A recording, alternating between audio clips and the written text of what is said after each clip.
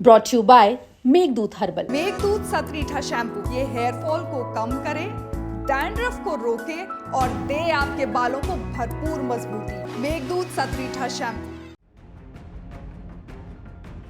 इनेलो और जेजेपी में इन दिनों अपनी अपनी जमीन मजबूत करने को लेकर कांटे की टक्कर चल रही है।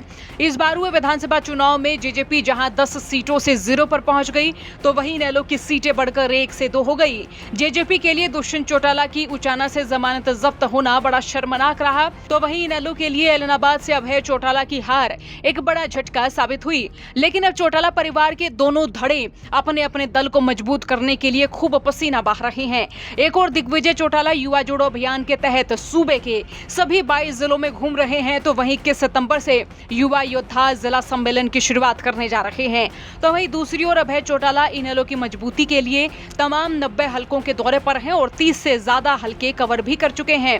अभय चौटाला हर हलके के कार्यकर्ताओं की मीटिंग ले रहे हैं और 25 सितंबर को ताऊ देवीलाल की जयंती को लेकर कार्यकर्ताओं की ड्यूटी भी लगाई जा रही है। अब दोनों पार्टियों की नजर जाट वोट बैंक पर एक बार फिर से टिक गई है।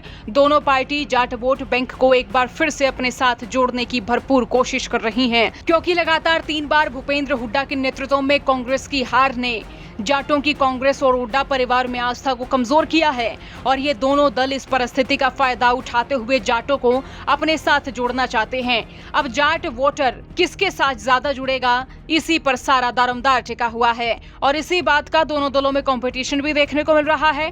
प्रदेश में यूं तो विपक्षी दल कांग्रेस है, लेकिन ग्राउंड पर इनेलो और जेजेपी ज्यादा एक्टिव नजर आती है। लेकिन अब नई जिला प्रधान बनाए जाने के बाद कांग्रेसियों का खून भी उबाले मारने लगा है और वो भी सड़कों पर उतरने लगे हैं। लेकिन इनेलो और जेजेपी में लोगों को अपने साथ जोड़ने का जो कंपटीशन चल रहा है वो बेहद दिलचस्प है, क्योंकि दोनों पार्टियां एक ही परिवार से निकली हैं और समान विचारधारा को लेकर आगे बढ़ रही हैं। हालांकि इस अभियान में अभय चौटाला काफी मुखर नजर आ रहे हैं और वो बीजेपी और कांग्रेस दोनों दलों को खूब फटकार लगा रहे हैं। वो जिस भी हलके में जाते हैं और जब भी वहां मीडिया से मुखातिब होते हैं तो अभय चौटाला सरकार की खिंचाई करने में कोई कसर नहीं छोड़ते।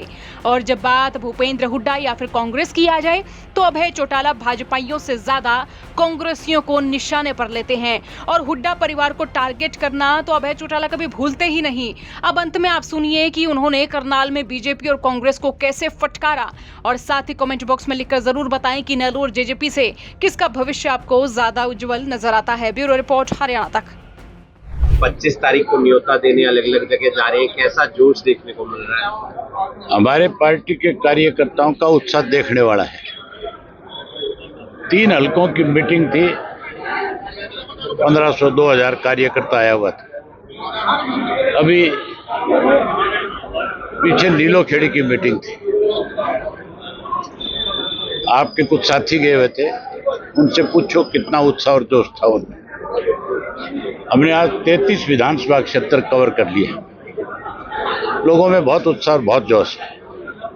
बहुत बड़ी मात्रा में चौधरी साहब के जन्म दिवस पे आएंगे और केवल चौधरी साहब का सम्मान दिवस मनाने नहीं, उनके प्रति श्रद्धा सुमन अर्पित करने नहीं, बल्कि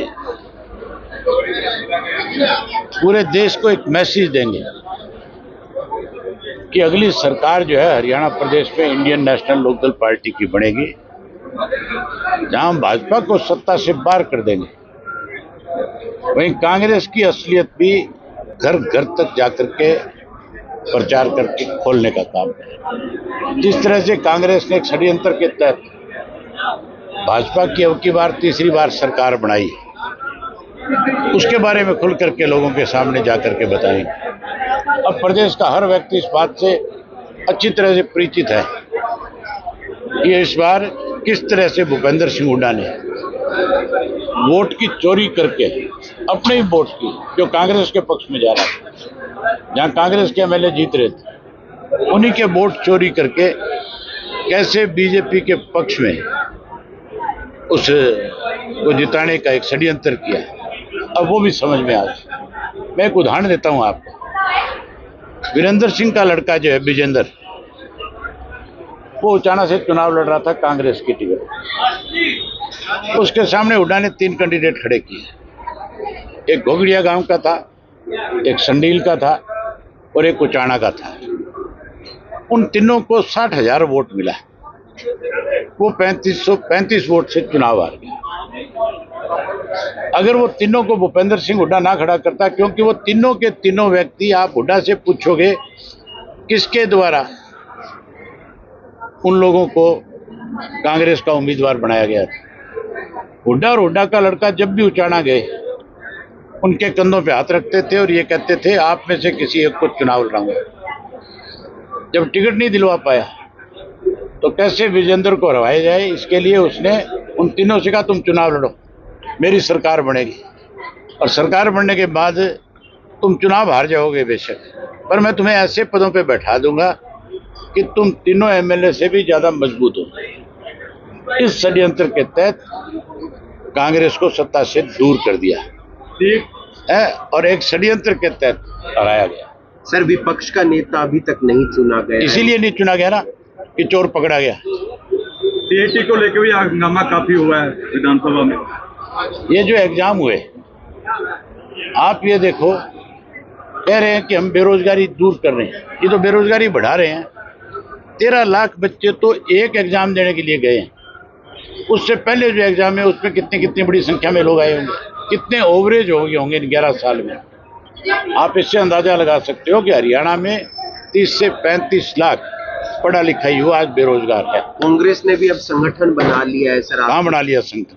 जो अपोजिशन लीडर नहीं बना सके, संगठन कैसे बन गया उनका? जिला अध्यक्ष वगैरह ये ऊपर से ठप्पे लगे हैं।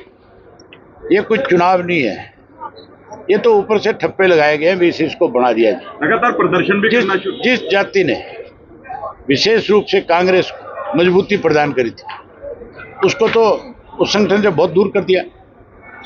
एनडीए का कोई नेता आएगा? पहले हमने देखा है अक्सर कहीं भी कार्यक्रम होता है। एनडीए कांग्रेस का पार्ट है, हम किसी कांग्रेस के पार्ट को नहीं बुलाएंगे।